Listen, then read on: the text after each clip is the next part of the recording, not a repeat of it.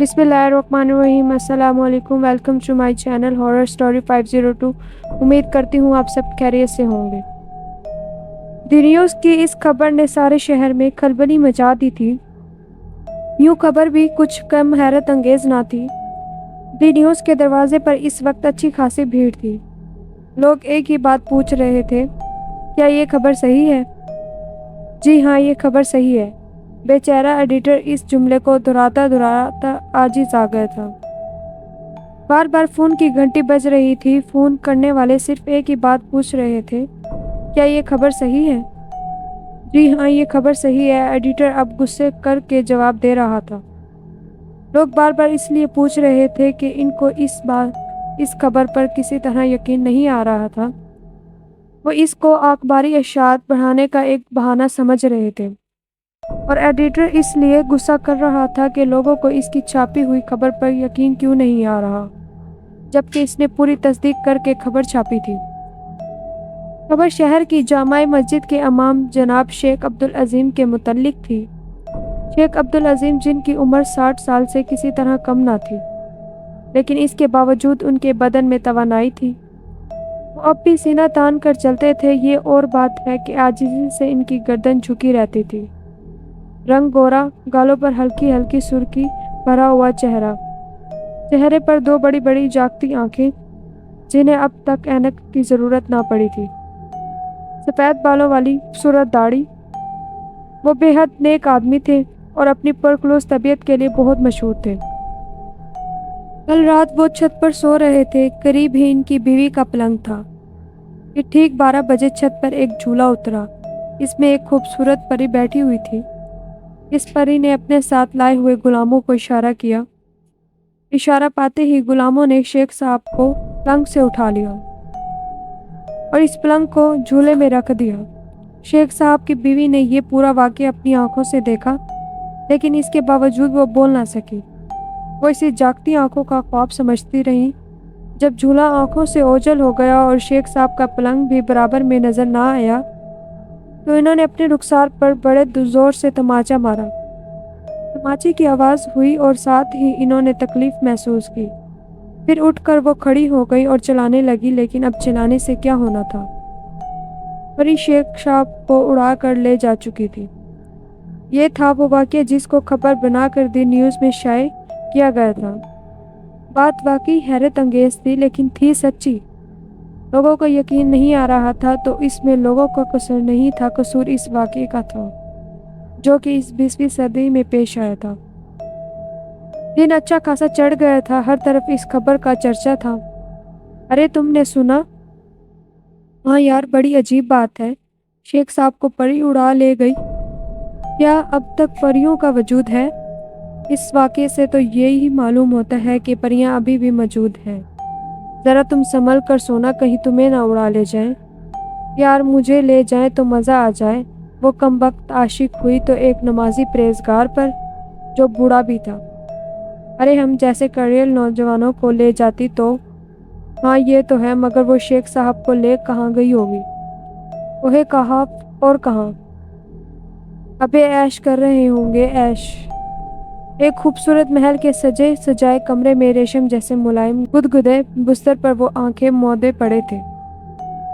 कमरे में इनके अलावा कोई और ना था, लेकिन इसके बावजूद वक्फे वक्फे से इनकी दाढ़ी के रेशमी बाल उड़ने लगते, जैसे कोई पास ही बैठा बहुत आहिस्ता आहिस्ता पंखा झेल रहा हो। शेख साहब सुबह से ही बेहोश पड़े थे। परी ने रास्ते ही में इनको बेहोशी की दवा सुंघा दी थी। जो वक्त गुजरता जाता था, दवा का असर कम हो रहा था और अब वो कुछ मिनटों के बाद होश में आने वाले ही थे। कमरे की पूरी फिजा मुअत्तिर थी। इसके साथ ही खुशगवार अंधेरा भी फैला हुआ था। अचानक शेख साहब के जिस्म में हरकत हुई। इनका हाथ पहलुओं से उठकर सीने पर चला गया। होंठ खुले, आवाज़ निकली, या अल्लाह। आंखें बंद ही रहीं, फिर होठों को हरकत हुई। शेख साहब ने सीधे हाथ की तरफ गर्दन मोड़कर तकिए को देखा। वहां जानमाज के बजाय किशमशी रंग की महमिल दिखाई दी। अल्लाह के नेक बंदे का दिल घबराया और इन्हें खुद ब खुद किसी खतरे का एहसास हो गया। उठकर बैठ गए और फटी फटी आंखों से चारों तरफ देखने लगे। یا اللہ یہ کیا ماجرا ہے؟ دل نے سوال کیا۔ تبھی کمرے میں ایک بار باریک سی آواز ہنسی میں گونجی۔ کون؟ شیخ صاحب نے پرچھائی سے پوچھا۔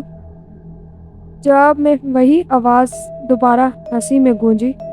شیخ صاحب نے دل ہی دل میں کہیں آیاتیں پڑھ کر اپنے اوپر دم کر لی۔ تب انہوں نے اطمینان قلب محسوس کیا۔ چہرے پر بھی کس قدر سکون کے آثار نظر آنے لگے۔ تو کون ہے؟ بول۔ پھر وہی باریک آواز ہنسی میں گونجی۔ تو کون ہے؟ بتا اور اپنے آپ کو ظاہر کر۔ مجھے تو کوئی خبیث روح معلوم ہوتی ہے۔ بتا یہ کون سا مقام ہے؟ تو مجھے کہاں لے آئی ہے؟ اور تیری غرض کیا ہے؟ کمرے میں کچھ پرچھائیاں سی لہریں اور پھر ایک رس بھری آواز سنائی دی۔ شیخ صاحب آپ کو پریشان ہونے کی ضرورت نہیں۔ پریشان وہ ہوتے ہیں جنہیں خدا پر بھروسہ نہیں ہوتا۔ شیخ صاحب نے بات کاٹی۔ خیر میں جو کوئی بھی ہوں اپنے آپ کو مناسب وقت پر ظاہر کروں گی۔ فی الحال آپ اطمینان سے لیٹیے۔ جس چیز کی خواہش ہو حکم کریے، حکم کی فوراً تعمیل کی جائے گی۔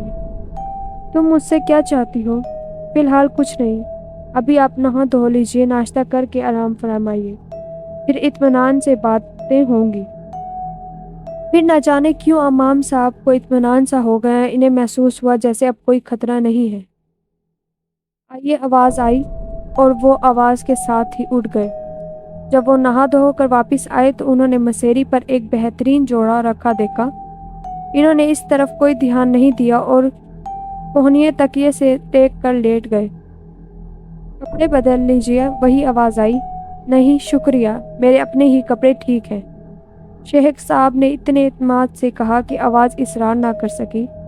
جوڑا فوراً غائب ہو گیا۔ مسیری کے قریب ایک چھوٹی سی گول میز پڑی تھی، اس پر ناشتہ رکھا ہوا تھا۔ شیخ صاحب نے ناشتے کو غور سے دیکھا۔ وہاں انہیں اپنے مطلب کی کوئی چیز نظر نہ آئی۔ ہچکچاہٹ کیوں؟ اپنے اس ناشتے کو ہٹا لو، مجھے صرف دال روٹی چاہیے۔ ناشتہ ہٹ گیا اور اس کی جگہ دال روٹی آ گئی۔ ناشتے کے بعد شیخ صاحب کو حقے کی طلب ہوئی۔ ابھی وہ یہ سوچ ہی رہے تھے کہ چوں پڑے سامنے تازہ بھرا ہوا حقہ رکھا تھا۔ حقہ گڑگڑانے کے بعد ان پر غنودگی سی طاری ہونے لگی اور وہ اپنا ہاتھ سر کے نیچے اور ایک ہاتھ کندھے پر رکھے سو گئے۔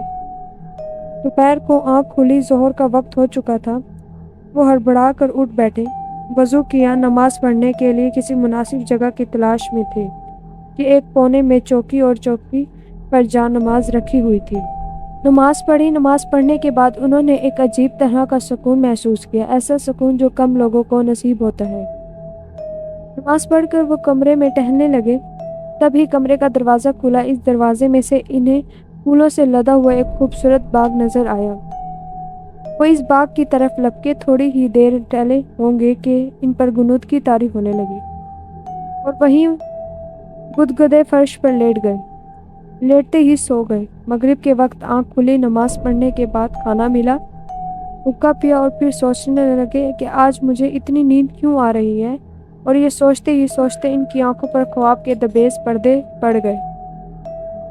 عشاء کی نماز پڑھنے کے بعد وہ بیٹھے ہی تھے کہ کمرے میں تیز روشنی پھیل گئی۔ یہ روشنی کہاں سے آ رہی تھی اور کیسی تھی انہیں کچھ معلوم نہ تھا۔ پھر آہستہ آہستہ روشنی کم ہونے لگی۔ روشنی کے کم ہونے کے ساتھ ساتھ شیخ صاحب کی آنکھیں کھلنے لگیں۔ اس وقت کمرے میں بڑی مدھم روشنی تھی، جیسے 6-7 شمعیں جل رہی ہوں۔ پھر کمرے کا ایک دروازہ کھلا اور اس میں رنگین لباس لہرایا۔ شیخ صاحب کی آنکھیں ذرا اور کھل گئیں۔ کمرے میں داخل ہونے والی ایک نوجوان رسیلی لڑکی تھی، جس کے باریک لباس سے اس کا جسم پھٹا پڑا تھا۔ شیخ صاحب نے اسے دیکھتے ہی لا حول کا ایک زوردار نعرہ لگایا۔ وہ بڑے کافرانہ انداز میں مسکرائی اور رقص کے انداز میں ہاتھ اٹھا کر ہوش ربا انگڑائی لی۔ شیخ صاحب تاب نہ لا سکے۔ انہوں نے منہ پھیر لیا اور جلدی جلدی آیتیں پڑھنے لگے۔ وہ آپ نے تو منہ پھیر لیا، آپ نے تو مجھے دیکھنے کی خواہش ظاہر کی تھی، لیجیے اب میں نے خود کو ظاہر کر دیا۔ مجھے جی بھر کر دیکھیے، میرا نام گل بانو ہے، میں ایک پری ہوں اور آپ کی کنیز۔ اس وقت آپ میرے محل میں ہیں۔ یہ محل کوہ قاف کی سب سے بلند چوٹی پر آباد ہے۔ मेरा ख्याल है कि मैंने सुबह पूछे जाने वाले हर सवाल का जवाब दे दिया था। तुम एक गैर मर्द के सामने इतने बारीक लिबास में खड़ी हो, तुम्हें शर्म नहीं आती? जवाब में वही आवाज़ में हंसी गूंजी और ऊपर से हंसती है बेहिया कही की। शेख साहब नाराज ना हो, मेरी तरफ देखिए, मैंने लिबास बदल लिया है। शेख साहब ने गर्दन मोड़कर इसे देखा और फौरन ही इस्तग़फ़ार पढ़ते हुए अपना मुंह छुपा लिया। गुलबानो बिल्कुल नंगी खड़ी थी। फिर वो आहिस्ता आहिस्ता चलती हुई मसेरी के पास आ खड़ी हुई और अपना हाथ शेख साहब के सर के सफ़ेद बालों पर फेरा। अपने नापाक हाथों को दूर रखो, शेख साहब मुंह छुपाते हुए बोले। ओ, आप तो नाराज़ हो गए, मैंने यूं ही मजाक किया था। अब मेरी तरफ देखिए, मैंने कितनी मोटी चादर लपेट रखी है। देखिए देखिए ना। ओ खबीस औरत, अपनी गर्ज बता। शेख साहब, आप में ज़रा भी हंस नहीं? मुझे जैसी नरम और नाजुक लड़की को खबीस कहते हैं? उठिए ज़रा, मेरी तरफ तो देखिए। शेख साहब ने अपना सर हाथों से निकाला और वो वाकई एक मोटी चादर ओढ़े रख खड़ी थी, जिससे इसका पूरा जिस्म ढका हुआ था। सिर्फ चेहरा दिखाई दे रहा था। वो मुस्कुराई। बोल। इनकी आंखों में सुर्खी घुलने लगी। उठकर मेरे पास तो आइए। वो तेजी से उठे। बोल, तेरी गर्ज क्या है? गुलबानो मुस्कुराई, अपने होठों को सेक्टर कर दायरा बनाया और बड़े प्यार बड़े अंदाज में बोली, इन्हें चूम लीजिए। शेख साहब सर से पांव तक लरज़ गए, आंखों में खून उतर आया। गुलबानो चोट खाकर मुस्कुराई। इसके गालों पर खून की 5 लकीरें बराबर बराबर बह रही थी। शेख साहब, कल से आपका खाना बंद, इस वक्त तक के लिए, जब तक आप मेरी ये मामूली सी ख्वाहिश पूरी ना करेंगे। लानत है तुझ पर और तेरी मामूली सी ख्वाहिश पर। दूर हो जा मेरी नज़रों से। शेख साहब गुस्से से बोले। और फिर वाकई अगले दिन से ना सिर्फ इसने खाना पीना बंद कर दिया, बल्कि हुक्का भी बंद कर दिया। 2 दिन शेख साहब ने बाखैर खूबी काट दिए। तीसरे दिन से इनकी हालत गैर होने लगी। खाने की बात हो तो आदमी किस हद तक बर्दाश्त करे, लेकिन प्यास किस तरह कोई बर्दाश्त कर ले, और फिर ऊपर से हुक्के की तलब। जब चौथा दिन लगा तो शेख साहब ने महसूस किया कि अब वो ज़्यादा दिन जिंदा न रह सकेंगे। पेट पीठ से जा लगा था, रंग जर्द हो चुका था, आंखों के गिर्द सियाह हल्के पड़ गए थे, इनकी चमक मानित पड़ गई थी। भरा भरा चेहरा सूख गया था, होठों पर पेट्रियों की तह जमी थी। वो बेजान से मसेरी पर पड़े थे। इन 4 दिनों में गुलबानो कई बार इनके पास आई थी, लेकिन उन्होंने हर बार इस पर लानत भेजकर इसे मायूस लौटा दिया। वो इतने कमज़ोर हो गए थे कि अपना हाथ पहलुओं से उठाकर सीने पर ना रख सकते थे। आंधे खाने के लिए फरियाद कर रही थी और होठ पानी के लिए तरस रहे थे, लेकिन वहाँ खाना था ना पानी। हाँ, इनके सामने गुलबानो ज़रूर खड़ी थी, जो आहिस्ता आहिस्ता सराहने की तरफ बढ़ रही थी। शेख साहब ने आहट सुनकर बड़ी मुश्किल से आंखें खोली। गुलबानो मुस्कुरा रही थी। शेख साहब इसकी तरफ देखते रहे। पता नहीं किस आलिम में गुलबानो आहिस्ता आहिस्ता इन पर झुकने लगी। इसके होठ इनके पीढ़ी जमे होठों के बिल्कुल करीब आ गए तो शेख साहब ने अपना हाथ उठाकर इसे हटाने की नाकाम कोशिश की, लेकिन हाथ को जबनिश न हो सकी। मुझे रोटी दो। होठ हिले और ऐसा लगा जैसे आवाज़ कहीं बहुत दूर से आई हो। रोटी मिलेगी, लेकिन पहले हमारा काम।